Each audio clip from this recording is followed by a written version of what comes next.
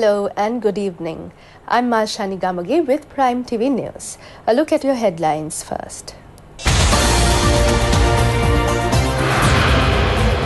Restrictions to public service cadre. All are set to launch Pibidemu Polo Narua. An open arrest warrant issued against Jalia Vikramasuriya again. The shrine of Our Lady of Madhu declared as a sacred land. And in news overseas, North Korea working on new missiles.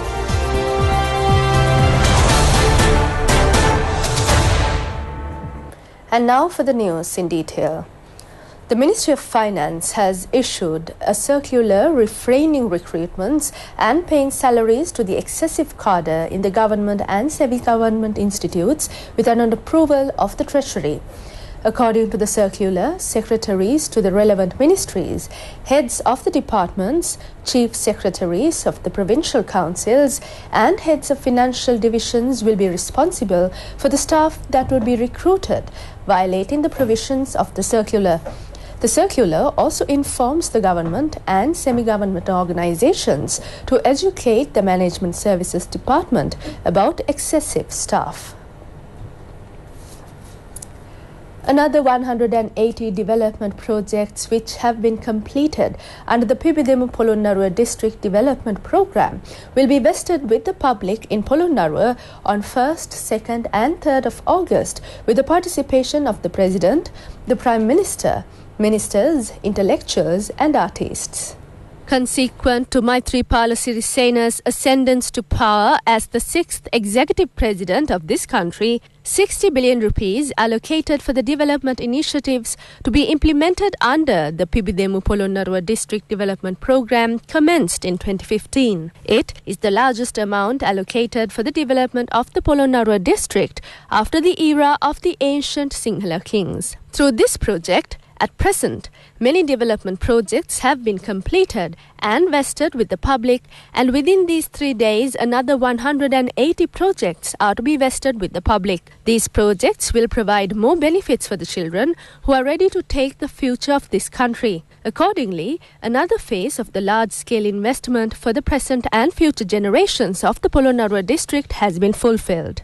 It is expected to complete the infrastructure facilities of 85 schools with the construction of classroom buildings, resource centres, technical advisory units, principals and teachers' quarters and multi-purpose buildings.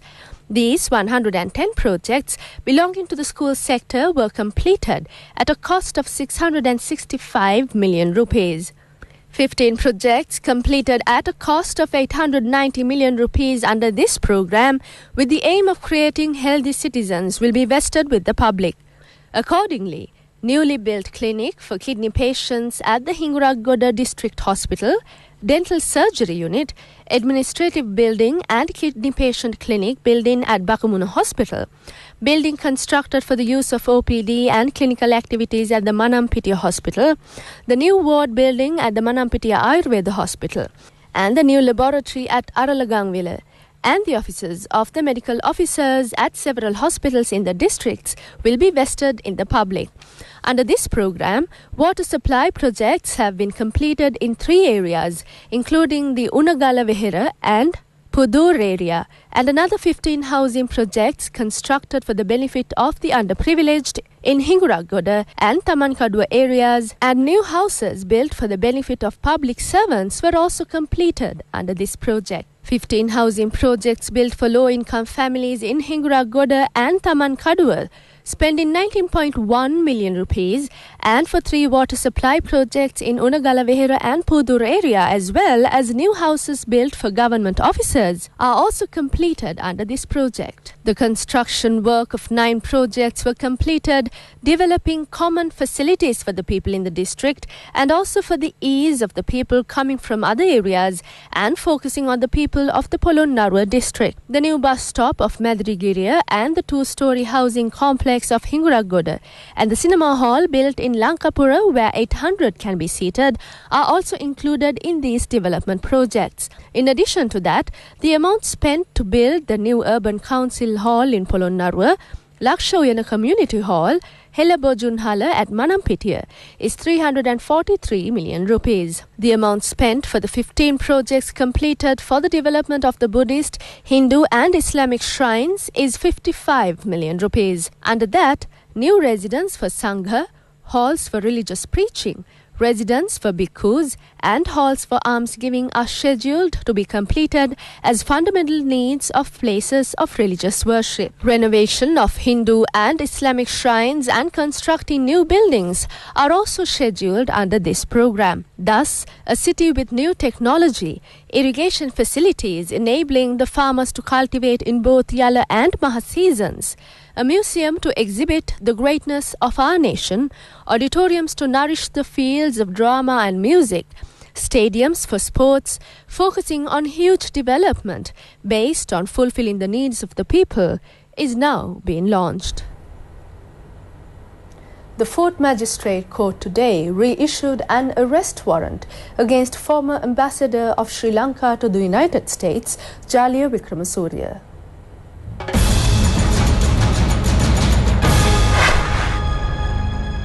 The magistrate also issued another arrest warrant for his wife and cousin who placed sureties for him. Jaliya Wickramasurya has been accused for mishandling $332,000 belonging to the public coffers. The arrest warrants will be issued in Sinhala and English. The magistrate also ordered to send a copy of the arrest warrant to the Controller of Immigration and Emigration at the Katunayaka Airport. The suspect went abroad for 2 months to receive medical treatment under the permission of the Magistrate Court and did not return in due course.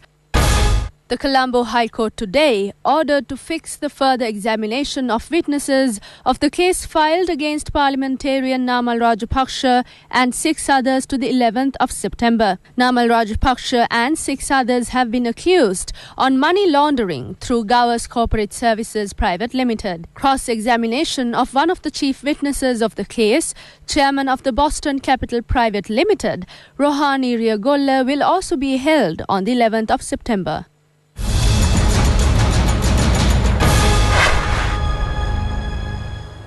Still on local news, the cabinet approval was granted to declare the shrine of Our Lady of Madhu as a sacred area. The cabinet has also given its approval to develop the sacred land. President Maithripala Sirisena has put forward the cabinet memorandum in this regard.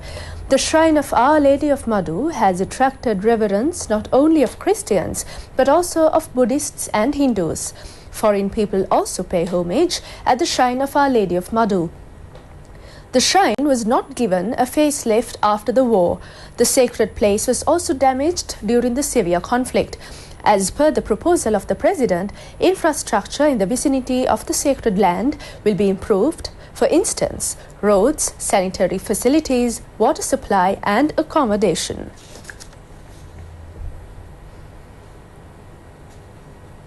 The Department of Examination announces that holding tuition classes for the GCE A-level examination from midnight today is suspended.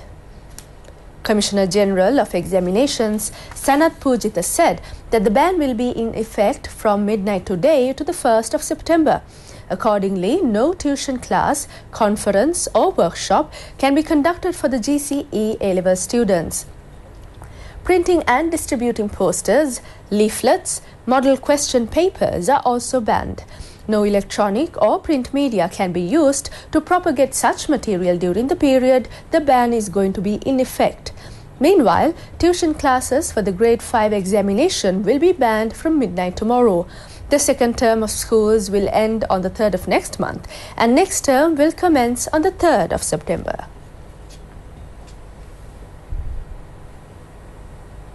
Minister of Health, Nutrition and Indigenous Medicine, Dr. Rajitha Senaratne, says country's first nursing faculty will be launched under the umbrella of the University of Colombo. The minister stated that efficiency of the public health service has attracted a complete range of accolades from international organizations. He pointed out that though dengue rose its ugly head in the beginning of the year, the health authorities were successfully able to contain it. He said that the WHO appreciated Sri Lankan government's productivity in fighting dengue. The minister also pointed out that the new nursing faculty will be constructed at a cost of 14,000 million rupees.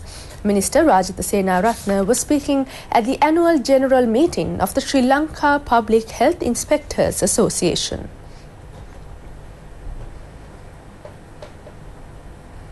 Paddy purchasing for the forthcoming Yala season will commence at the Kuhumbana area in Ampara on the 4th of next month under the patronage of Minister Mahinda Amaraweera. The Department of Agriculture announces that more than 450,000 acres of paddy fields have been ploughed in the season and around 1.4 million metric tons of paddy is expected. The Paddy Marketing Board is planning to buy out around 120,000 metric tons of paddy from the farmers. The government has allocated 4,900 million rupees to purchase paddy. It has put a mechanism in place to convert paddy to rice and sell them in the market under the brand name PMB Rice. The Ministry of Agriculture says the general public will be provided rice at a lower rate under the PMB brand name. 26 people sustained injuries following an accident took place at the Madavala area of Matale. The accident resulted as an SLTB and privately owned bus collided head-on the A9 road. The private bus was running from Talawakale to Dabulla and the SLTB bus towards Matale. Police states that the accident has resulted due to negligence of the two drivers.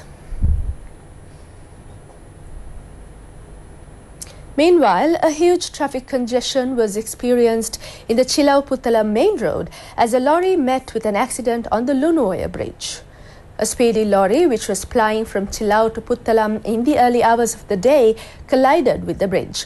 The police and people in the area made a huge attempt to take back the lorry which had been stuck in the fence of the bridge. The traffic congestion resulted as there was a delay to clear the situation.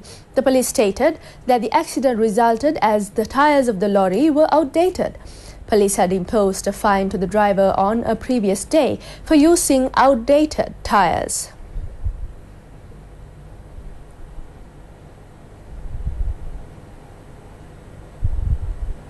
And that's a wrap of tonight's news bulletin.